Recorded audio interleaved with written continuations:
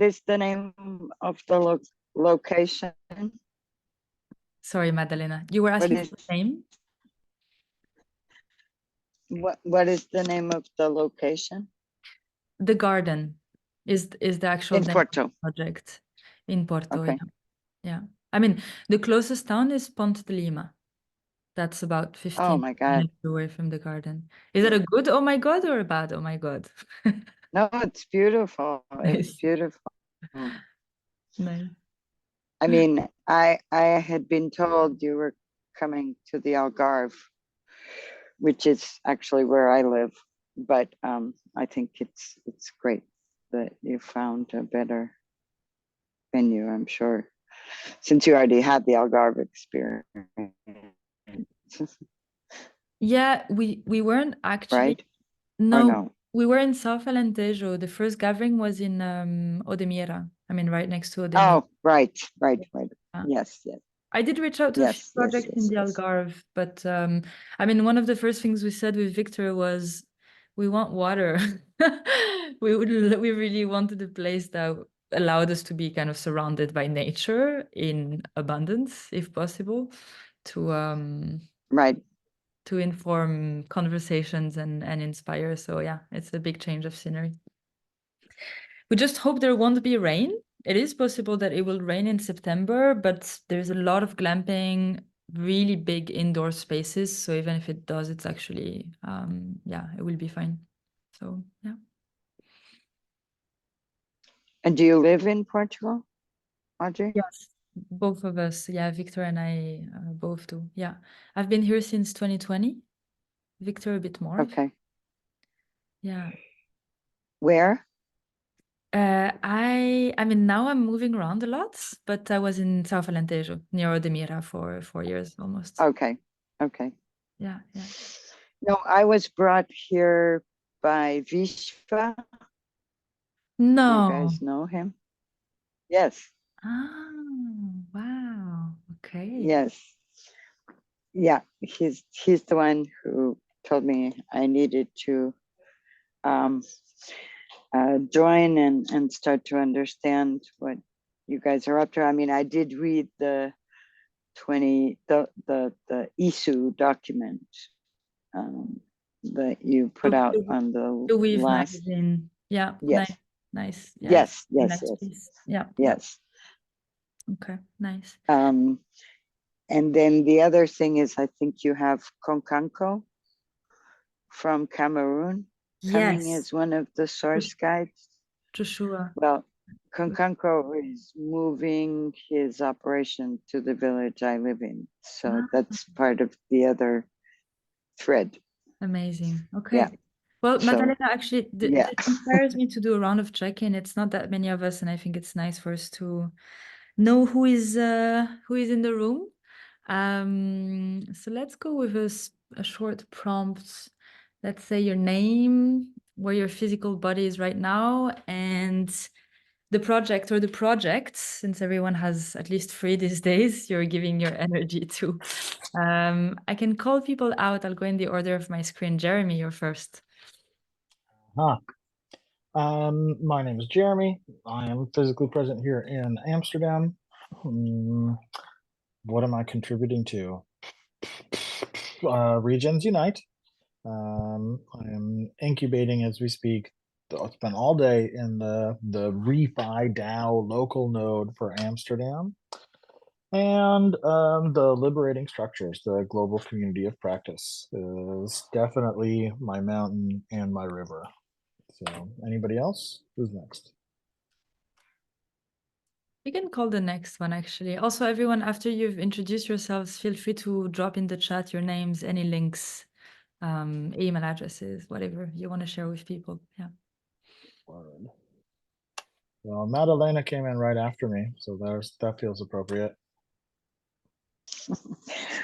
Okay. My name's Madalena, and I am living in a village called Burgau, Burgau, which is next to Lagos in southwestern Algarve. It's already part of a natural reserve. So I formerly in the United States was an architect, and it's a lot of fun to be an ex-architect, a lot more than being an architect. Anyway, I moved here in 2010, and I guess the things that are active right now, that this village has potential to be tested for some different way of considering hospitality, which this village is still not quite gentrified. So I like the word regenerosity more than regenerative somehow. So that's one piece. Another piece is we started a school in September 2020. And it was an open air school, and the kids are a bunch of renegades, you know, mom's Argentinian, dad's German, lived in 5 countries, not really in school. So we're trying to chart alternative pathways for specifically 18 teenagers in our village. And that's inspiring us in all sorts of ways. And more recently, Kunkanko has, from the African Way, has made the decision to move here and begin to restore the farm that used to feed Burgal, that has been basically latent for the past 60 years, and have it be a permaculture school / hub. And this is very close to my heart because I don't know if you know this, but Lagos was the site of the first European slave market in 1444. So, and we're right next to that territory. So to have Kunkunko here is, let's begin again where it all began. Nice. Thank you, Madalena. Yeah, I've shared a link to Kokanko's profile on the chat if anyone wants to check out, but he's doing really great work. Yeah. I have Michael left on my screen. Hi, everyone. Nice to be here and meet you all amazing souls. I'm just Michael. I tend not to kind of describe myself lately. I'm just a human. I'm happy to be connecting with other humans and see what magic we all can make happen in the world. And that's refreshing to hear, Madalena. That's the perspective I'm bringing to global stage in terms of how can we learn from the indigenous cultures and knowledge, and how can we actually align. I might be wrong, but I believe there's no new knowledge. It's all just find a new expression. And so maybe there's 1 or 2 things that we can learn from those indigenous culture, which I happened to embody about 3 of them from the African tribe. So I have a project I'm doing myself, but beyond that, I think I just want to bring the intersection of actually how do we create incentives. I love the region space of I've been an observant for years, but I didn't fully come on board until about a year ago. And one thing I still believe that is missing is we can't change human behavior without incentivization. And so how do we balance it? So that's the kind of perspective that I'm looking to bring to the festival, as someone who's lived all his life in the finance world. So yeah, I look forward to learning from all of you and connecting and co-creating together. Thank you, Michael. Joe? Hello. Thank you all for sharing so far. My physical body is a part of the ecology of what we call Laurel Canyon here in Los Angeles, Southern California, presently.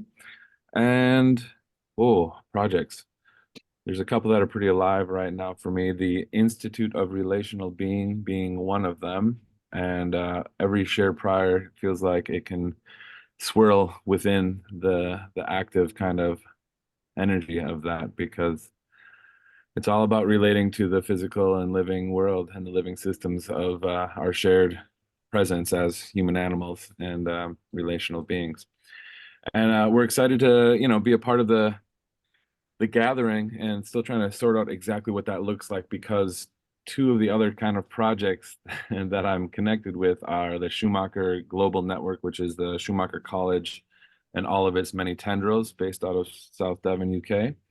And I help lead that kind of global network with a couple of others. And we're trying to see if we can get a big old Schumacher murmuration to land at the tribe, gathering with tribes as well. And then the third part that is connected to the networking with plants and eternal forest that Evgenia is running. So we're seeing about swirling together some of these energies and camps into a kind of cohesive, more than human, multi-species relationality, vibe. Really excited about that, because for me personally, it's really a humbling down process as a product of modernity, just trying to get back to those indigenous ways that a couple of you mentioned. None of us are disconnected from being relational human beings in this cosmology of this living world. So it's good for all of us to get back to that remembrance any which way we can. So I'm all about that, and I would love to hear, Michael, some of your ideas around the incentivizing. And again, you're all cool and amazing, and I'm inspired by you all. I'm looking forward to hearing from Pete and Shiraz, and thank you. Thanks so much, Joe. Victor, give a quick intro. Yeah, I'm Victor. I am here in Portugal, outside of my house. I've been spending many hours every day on outreach calls. I've gotten into the habit of talking whilst walking, which is really nice. I really recommend to anybody who hasn't tried it. It's the best way to Zoom. And yeah, I'm working on the gathering of tribes. I'm also building an eco village in Portugal, do some regenerative strategy consulting. I'm starting to dip my toes and learn about regenerative agriculture. I think it's a super exciting space. And this is me, and super excited to have all of you here, and looking forward to meeting in person in September. Who is left? Pete? Pete and Shiraz. Yeah, Pete, are you with us?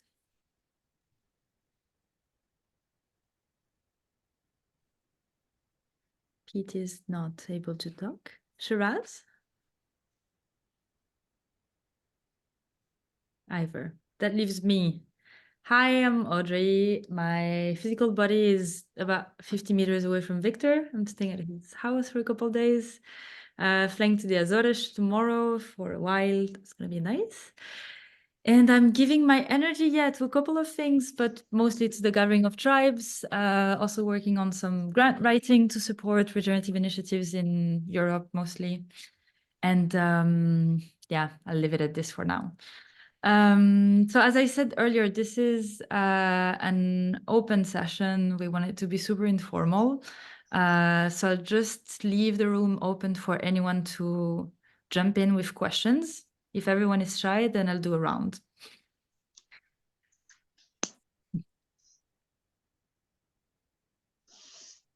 Audrey, where in the Azores are you going? Terceira. Okay. Terceira, but I'm gonna go visit some people in São Miguel and Flores. Yeah. Be there So for my parents are originally from São Miguel. So Really? that's Yeah. where I spent all my childhood summers. So Okay. maybe I'll put my contact, but if you go to São Miguel, Yeah, please, amazing. I'm looking for for sure. Azorian friends these days. Yeah, thank you.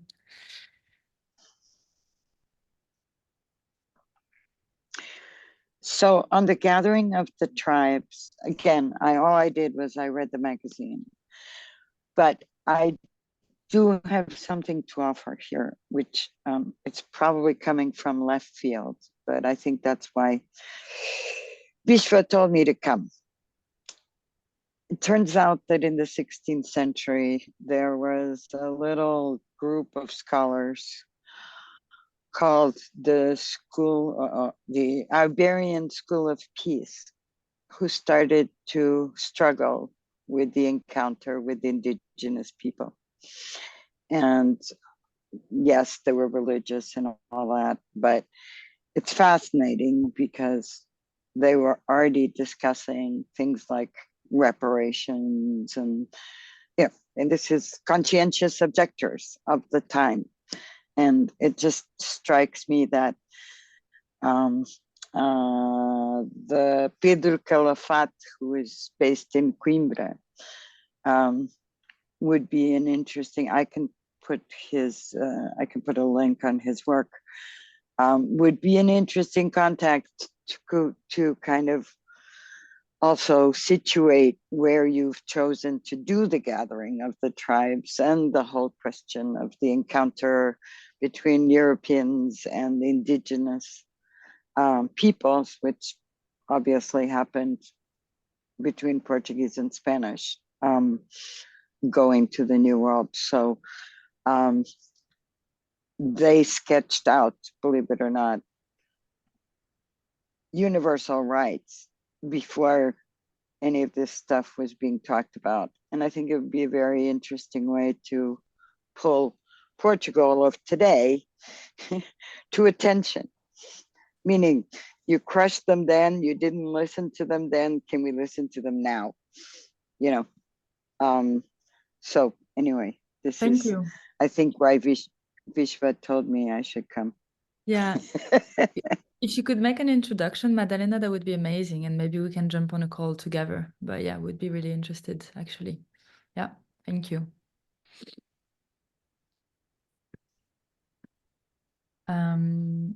Anyone else? I have a weird question. Well, it's just a question. How about that? Let's get that straight.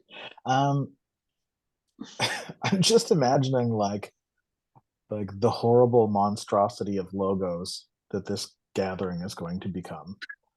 Right? It's like your logo and my logo and all of the logos, like all of the labels. On one hand, there's something that feels vital around like bringing those together. And on the other hand, there's something like really nightmarishly like garish about bringing so many like the NASCAR of fucking regeneration, right? You know, all these goddamn logos all over. Like, so there's something like, I don't know. I guess there's like a design challenge that I would love to like put forth, which is like how do we represent like affiliation in a way that is less that I guess it feels more like a coat of arms and less like a logo, right? Is it, you know, a coat of arms is a design grammar, right? That it is a way of like declaring this is who we relate to. That like more of that, less NASCAR. I don't know.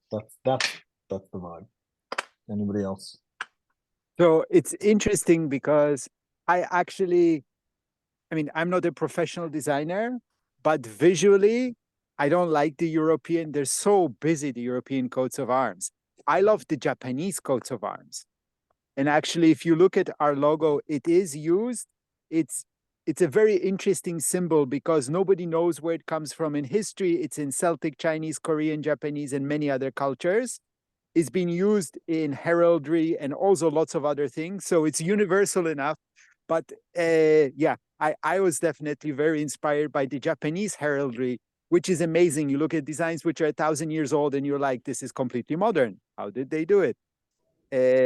But yeah, it's a beautiful question.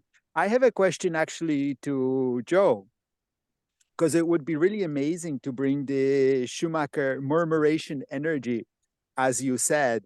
What do you think is needed to help move that forward? Yeah. Okay.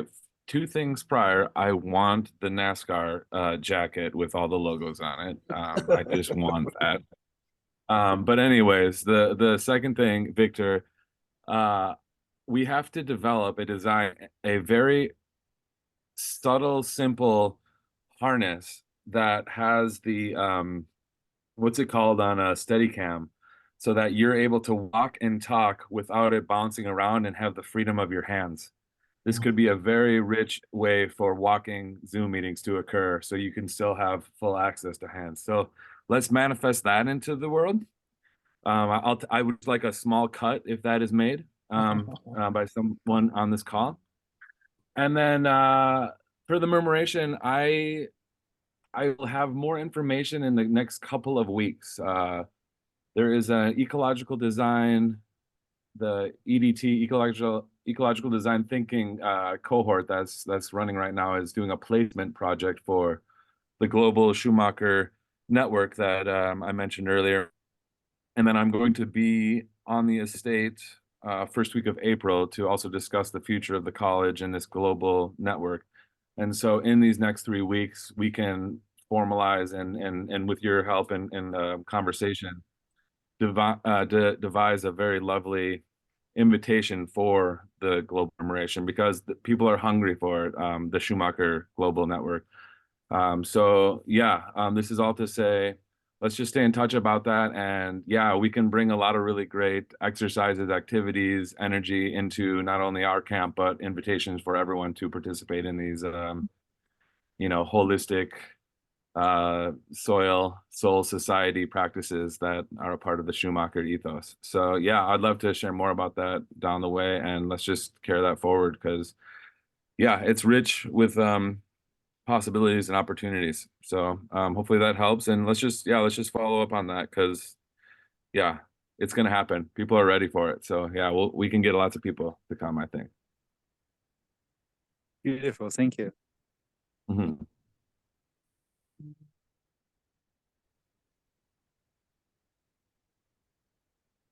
Michael, I don't know if you're still here. I don't want to put you on the spot after you turned your camera off. No, I'm still here. I was just back to back this morning, so I'm a bit zoomed out, but that's okay.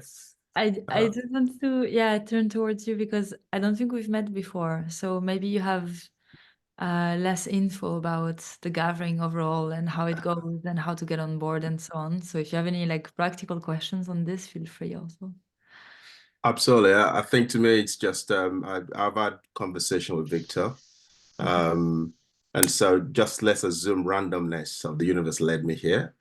So I'm a pollinator, and so I'm kind of that honeybees in different ecosystem. But I think to me, the two big questions I've kind of looked for answers in the last 2 years, and that led me to kind of practicalize with various things, including plant medicine. And being in this garden of tribes is a calling from Mother Ayahuasca in times of leave all your finance, M&A, bullshit behind, and let's do something that's really fun and cool. So so you can just see me here as a newbie when it comes to these other people who like live regen, the 7-day boss word for a region. I just came back from Denver, and there's a region everywhere. so there's a lot of buzzwords going around in times of things, but I think to me it comes down to that simplicity in terms of the how do we, and I think Madalena kind of resonates with me, how I was partly when Vitalik put together the network state concept.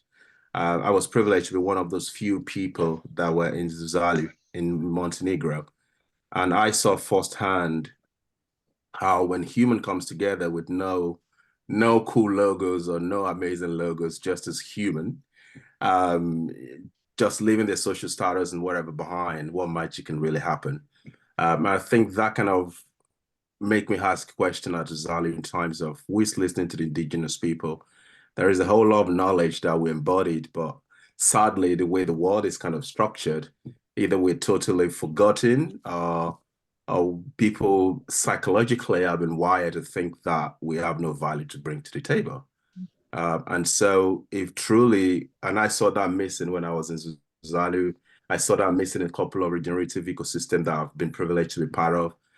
Everyone is really cool and highly academical. and all these PhDs and all these great ideas and ideologies flying around. But I remember challenging a particular professor in Oxford and said, "Oh, what you're discussing right now, my grandmother used to do this in a farm in Ghana." It was like, "What do you mean?" I said, "It's not that complicated." And I kind of explained the process to him, which is just a process you literally use in terms of preventing soil erosion. And it was it's literally digging a hole 1 mile from each other, so 2 square meters away. And it was like, oh, I said, yeah, we've literally been on this call for 2 hours discussing the academic theories behind that. There's no theories behind that. It's just an indigenous fucking the knowledge there is there. And so I think to me that's to me I'm totally nervous. I hope I haven't disappointed you, Audrey. I just want to come there to learn, but beyond that, I still strongly believe that for the region space to actually truly achieve what it will achieve, because there has to be incentives interwoven into that movement. No one, charity is great, but charity we've seen from the UK, from Barbados, trying to save the world and raise millions and millions of dollars. 60% of total money raised goes to operations, right? That's not charity.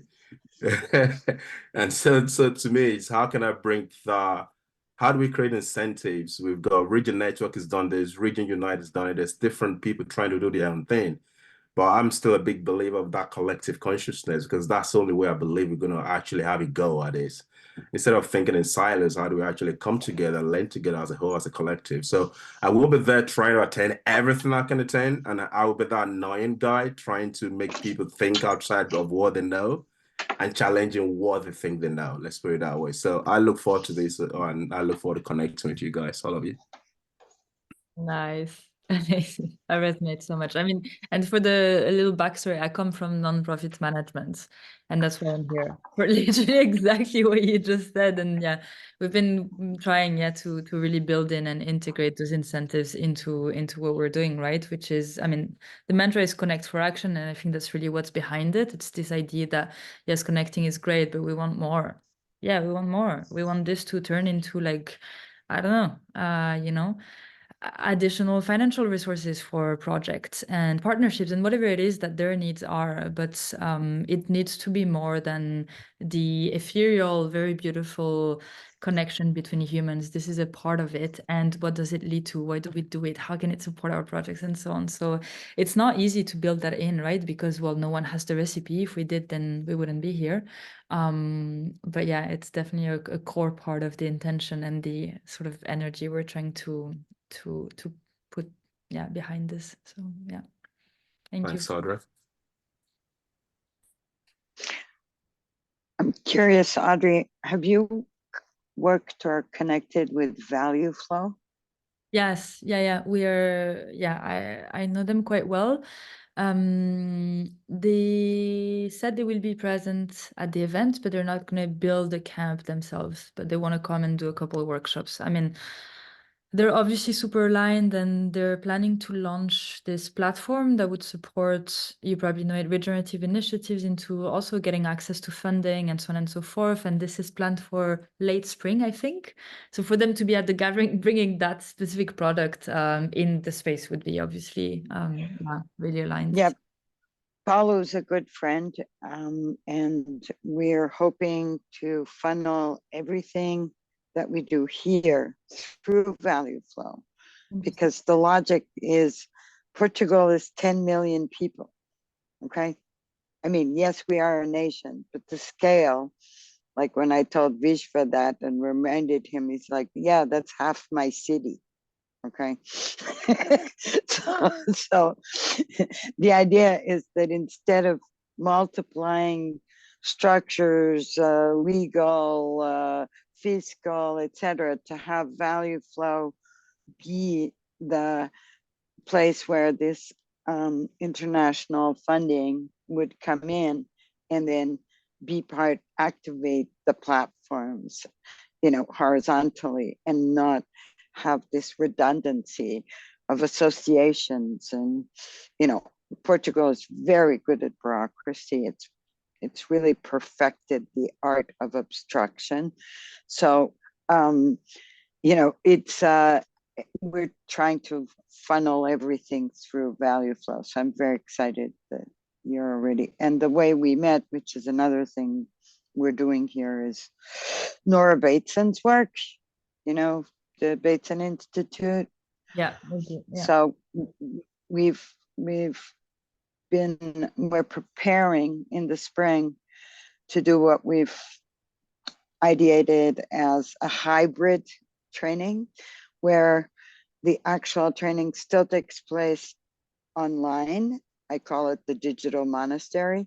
But then after, because they're talking to people from all over, you know, and joining sort of the planetary crowd, but then as the sessions end or during the day, people have a chance to be together, because as you probably know, the word school comes from the word skole, which is leisure in Greek. So there is no learning without leisure. Everything else is stultified compliance. And that's the idea of using hospitality infrastructures and make it spaces of mutual learning. So Amazing. that's part of our little pilot thing with the Bateson Institute. Very cool. Yeah, we just, I mean, Jeremy knows he was part of this, but we just applied for a grant from the EU that was basically entirely based on Snowden's work, who has worked a lot with Nora Bateson as well. Wow.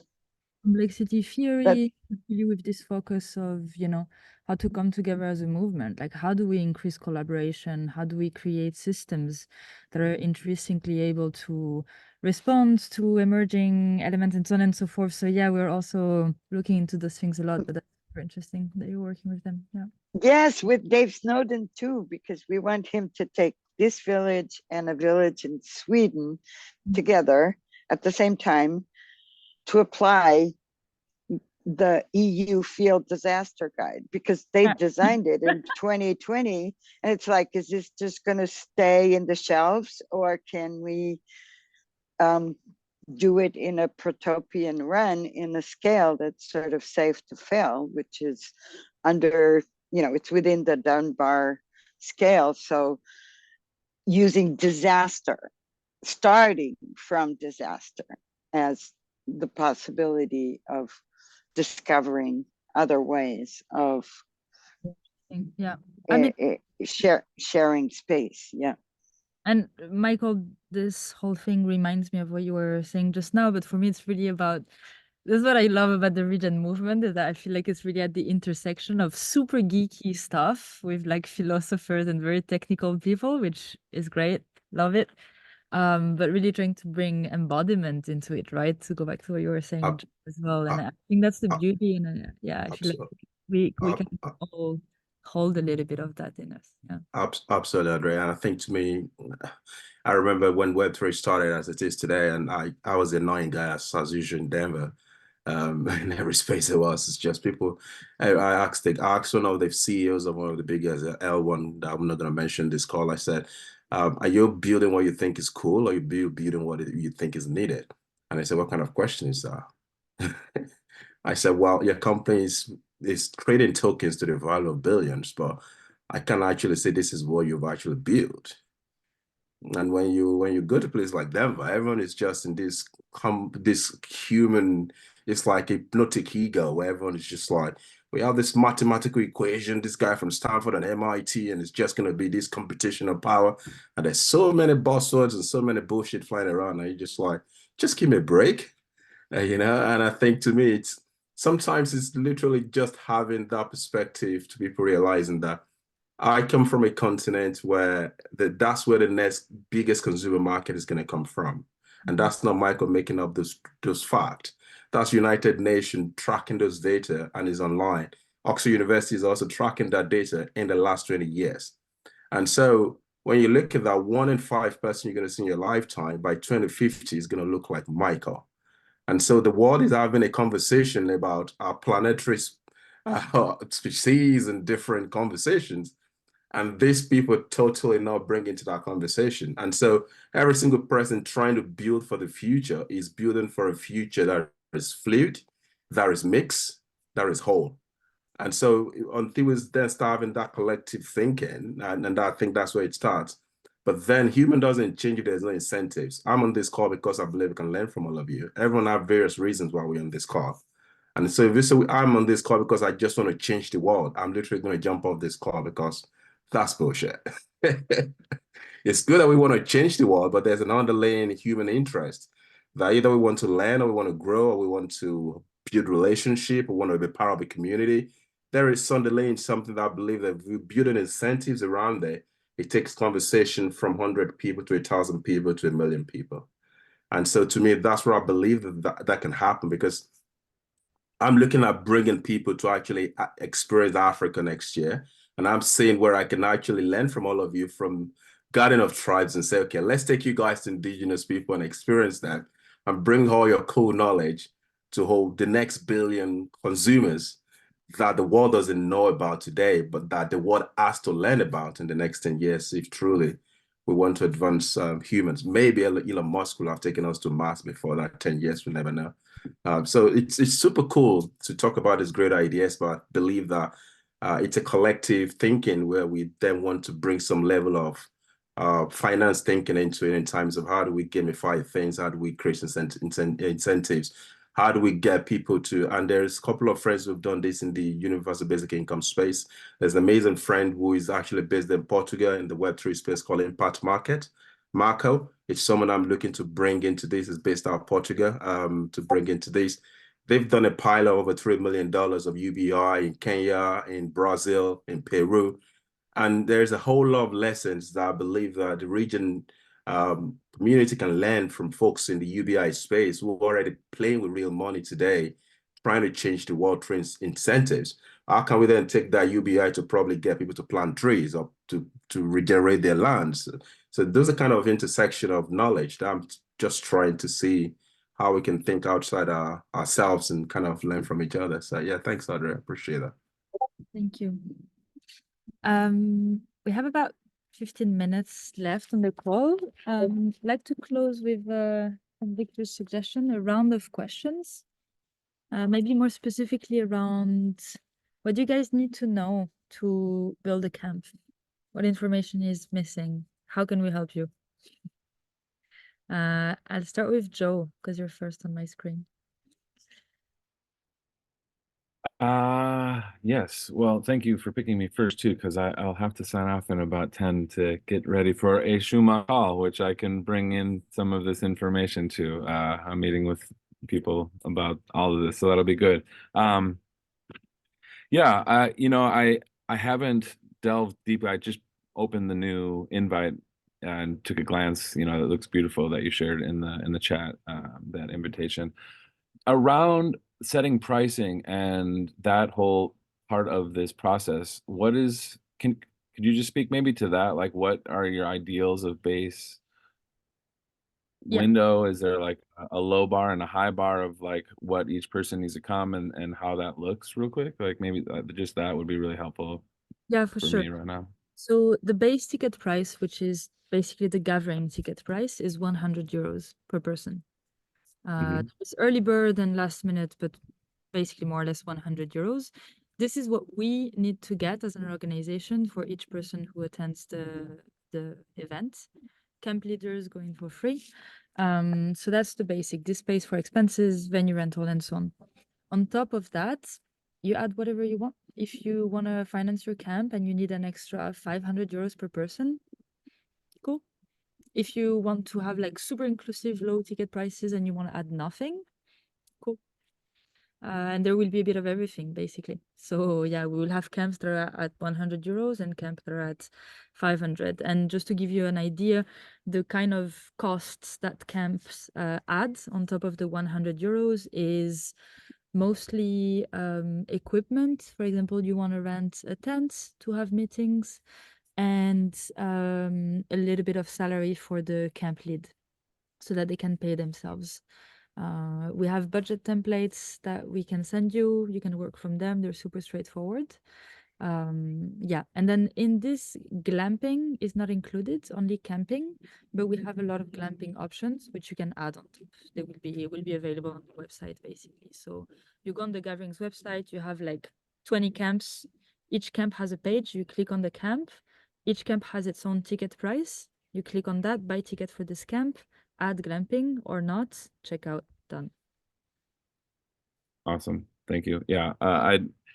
I looked through it a couple times, but I haven't sat down and actually done the deep diving. So that was very helpful. Thank you. And I will have to sign off. It was a pleasure meeting and connecting with all of you. Let's all carry on and collaborate and dream and scheme together. And you know, small, little, tiny steps and breath to breath work as we do the bigger stuff as well. So love and gratitude, y'all. Thank you very much. So see you soon. Ciao, ciao. Jeremy, how do we make Regions Unite Camp come alive? I have questions. I would love to, like, if there was like an onboarding video or something around documentation, like that would really be helpful to me personally. Like, this is where shit's at. This is what we've got on board. This is where you might contribute, blah, blah, blah. That would be super handy. And I guess I have questions. Most of my questions are sort of like logistics based, like where is the thing? Thank you for that information. I guess there's a question around like what are the like what's available that I don't have to bring, like in terms of infrastructure. And there's my son, and what else? Oh yeah, of course, like food. Food seems like super important. Like, what else? I'm hungry. Okay. Check. Thank you. We don't have a video, but that's a really good idea. I'll record one. I'll record a Loom and to show people around the documentation. Thank you for that. Super good idea. Infrastructure, there is a document in the camp info pack that lists all infrastructure that you can rent out, like equipment. So you can look through that, but I think it's nice. Well, yeah, I'll make a document that summarizes also the infrastructure that's on the land. Also in the camp info pack folder, there is a map of the land, but I'll work to centralize this a bit better. And I didn't get the last question. I don't know if there was another question. That was it. Food, like, like what affordances for food are going to be available there for nerds, and like how might I participate in that actually? Yeah, so there will be 2 community kitchens on the land that will be available for everyone to use throughout the event, and we will have food vendors to make sure that there is enough food for everyone. And we're open to camps selling their own food. So if as a camp you want to sell food, you just need to speak to us. We have a chat, and then we list you as one of the food vendors, basically. Yeah. Madalena?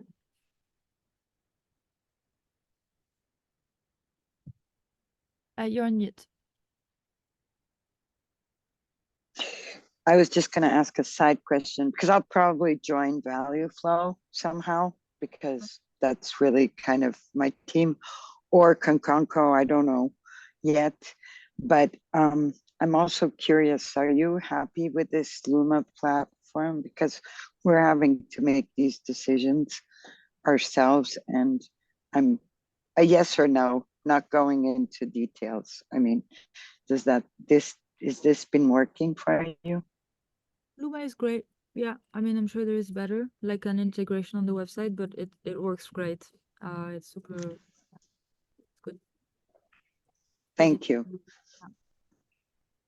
You're welcome. I mean, hopefully I can send you my email at least for the Azores stuff, because I do know people that are doing stuff there. Yeah, so put your email in the chat. That would be amazing. I'll drop you a line. Sure. Thank you. Michael, I don't know if you have any questions.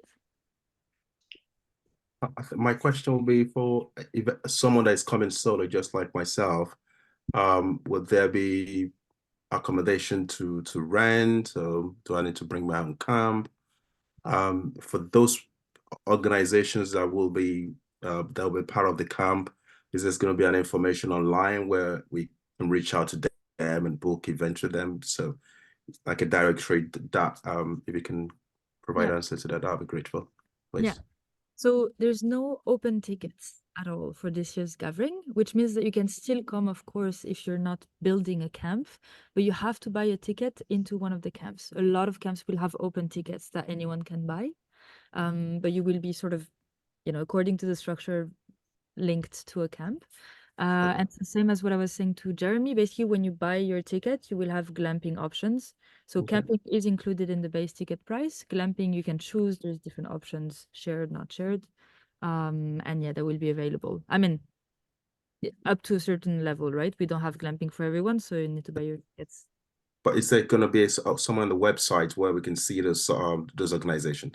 Yeah, exactly. You go to the website and you'll have like the list of all the camps led by organizations with the details of their spirit, their mood board, the activities, so on. And then you choose where you feel the most resonance, basically, right? Yeah. Thank you. I appreciate it. Thanks a lot. Okay. Any other questions, guys?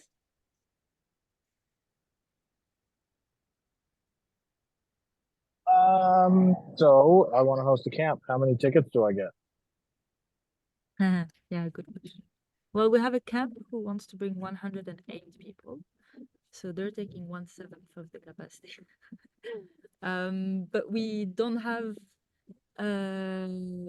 limits, basically. We plan on having probably between around 25 camps, and we have a 700-person total capacity. Most camps will probably have between 15 and 25 people from what people have told us so far. So yeah, basically, as soon as we start reaching 70% tickets sold, then we will reach out to all the camps and we will, tell them how many tickets they have remaining, basically. Yeah. Yeah. But yeah, we decided not to put like a limit straight from the start. Let's see. Yeah, I get it. It's mostly, I think, that it's sort of like governance accountability thing to make sure that you are embedded in a community that is going to like look after you if you pass out.